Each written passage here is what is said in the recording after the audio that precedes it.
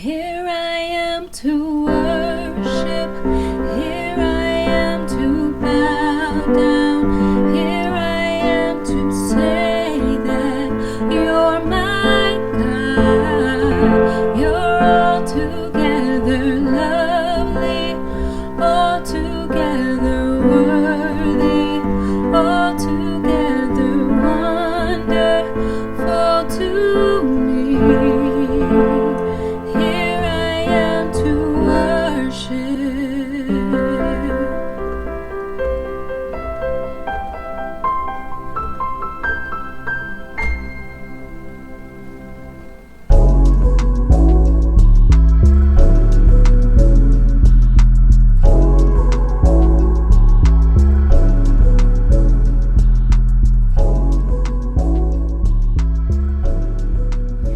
Family, welcome back to my YouTube channel. My name is Brittney and this is a space for beginners on the piano. I'm glad that you've come back to my channel, and if this is your first time, welcome on in. I've been teaching for about 9 or 10 months now, and I've been learning how to play for the past 2 years. So this is just a place where you can come to learn different concepts that will help you get started on your musical journey. And today I'm excited to be talking about a concept that's called broken chords. So before we dive into it, let's go ahead and jump into the scale that we're going to be using for today. So we're going to stay in the key of C major today, and here are the notes of that scale. C is the 1, D is the 2, E is the 3, F is the 4, G is the 5, A is the 6, B is the 7, and then we're back to the 1 up here at C.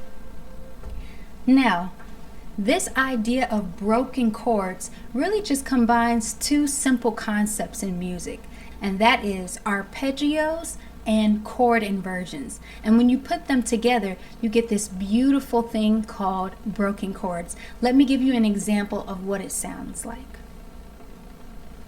So I'm going to do a broken chord using the C major triad, and I'm going to play it for you first, and then I'm going to break it down.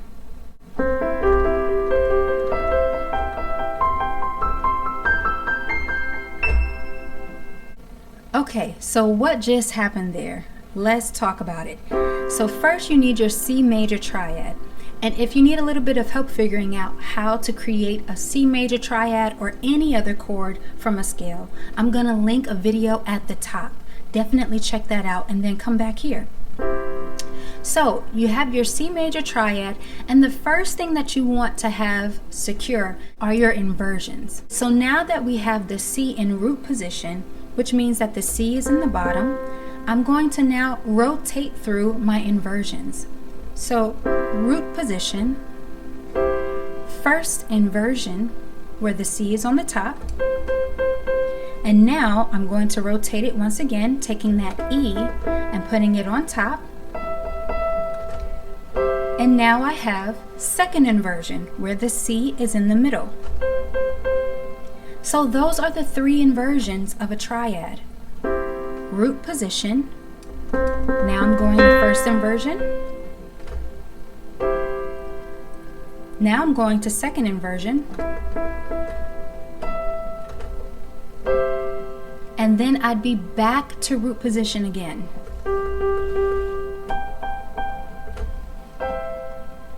So once you have those inversions solid, now you can add the extra missing piece, which is arpeggiating it. And arpeggiating a chord is basically just playing a chord one note at a time. So what you want to do to put together this broken chord is to play the arpeggio of the root position. Then you want to switch to first inversion and play the arpeggio of that. And then switch to the second inversion and play the arpeggio of that. And you would just continue to repeat it. There's the root position again. First inversion, all the way up to the top of the keyboard or to wherever you want to stop. So I'm going to walk through how to do that nice and slowly. Root position, first inversion, second inversion, root position, first inversion, and so on. And this does take a little bit of technical ability, so you do have to practice this. However, it will get better with time. So as you continue to get it a little more smooth, it will sound like this.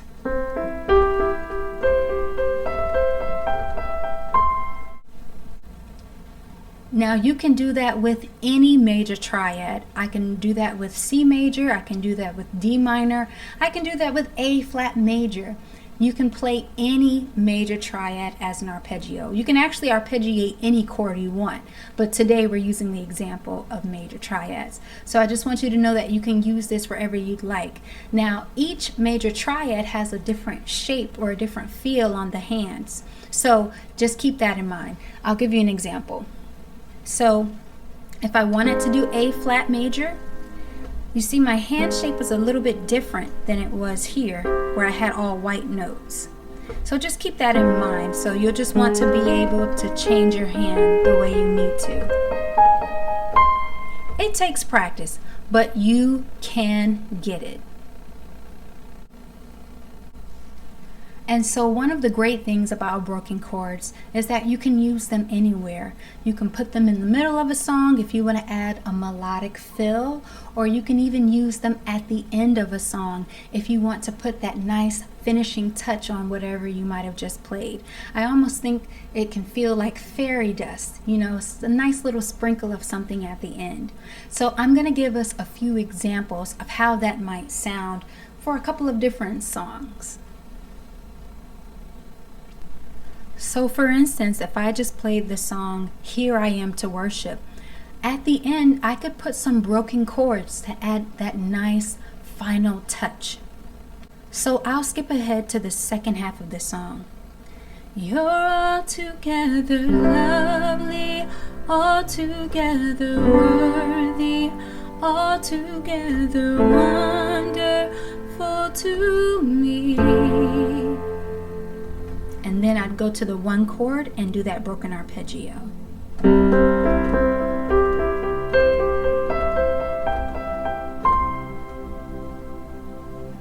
That's one way of doing it. I could do it for another song like, What a Beautiful Name It Is. What a beautiful name it is, the name of Jesus. Here's that one chord.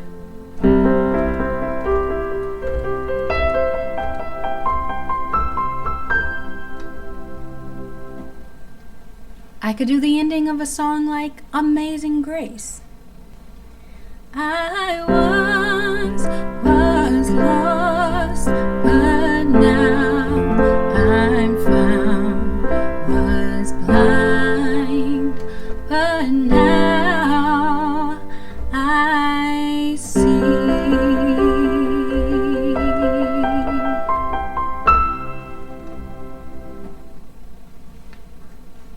So as you can see, you can use this at the end of any song that you want.